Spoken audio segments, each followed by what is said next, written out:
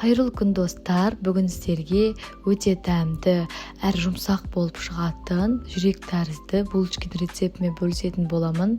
Ең алдымен видеоны қарамас бұрын арнама тіркеліп, қоңыраушаны басуды ұмытпаңыздар. Ең алдымен жылы су, оның үстіне жылы сүт, кейін өлшенген қанттың ішінен бір шай қасық қантты қосамыз. Ашытқы және 4 ас қасық ұнды қосып, жақсылап араластырып, ашытқымыз реакцияға түскенше бетін жауып жылы жерге қоятын боламыз. Бөлек ыдысқа 2 жұмыртқа, шым тұз, қалған қантты, одан соң сұйқымайды қосып, қалауларыңызша ванильді қантты да қоссаңыздар болады. Барлығын жақсылап араластырамыз. Енді жұмыртқалы массамыздың үстіне апарамызды қосатын боламыз. Міне біздің апарамыз өте жақсы көпіршіктенген, ашытқымыз жақсы реакция берген. Егерде ашытқыларыңыздың жарамдылығы өтіп кетпесе, өте жақсы көтерілетін болады. Үстіне ұн қосып, қамыр елейміз. Біздің қамырымыз дайын, бетін жауып, жылы жерге көтерілгенше қоямыз. Міне біздің қамыр көтерілді. Енді қамырды теңдей 2-ге бөлеміз. Одан кейін әр бөлігін тағы да 2-ге бөліп шығамыз. Бізде осындай 4 бөлік болуы қажет. Одан соң әр бөлігін 3-тен бөлдім. Сіздер өз формаларыңызға, қажетті формаларыңызға қарай бөліп алсаңыздар болады.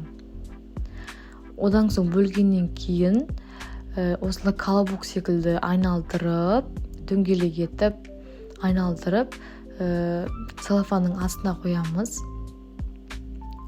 Кейін әр бөлігін дөңгелек етіп, осылай жайып шығамыз. Мен алдын ала ерітіп аламайды.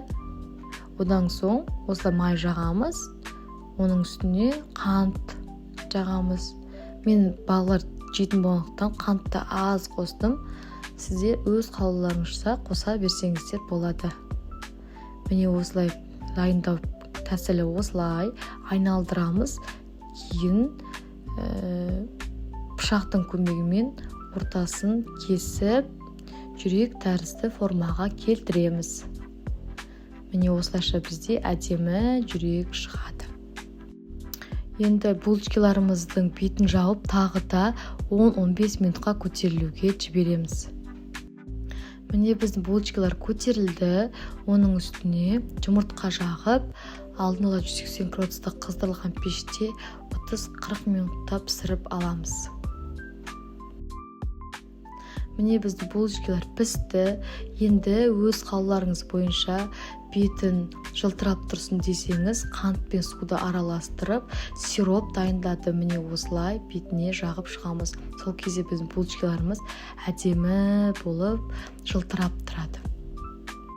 Міне біздің әдемі, үлпілдек әрі жұмсақ, оның үстіне дәмді болып шығатын булочкаларымыз дайын. Осы рецептпен жасап көріңіздер. Арнама тіркеліп, пікір қалдыруды да ұмытпаңыздар. Жасаған болсаңыздар, комментарияға өз пікірлеріңізді де жазып кетсеңіздер болады.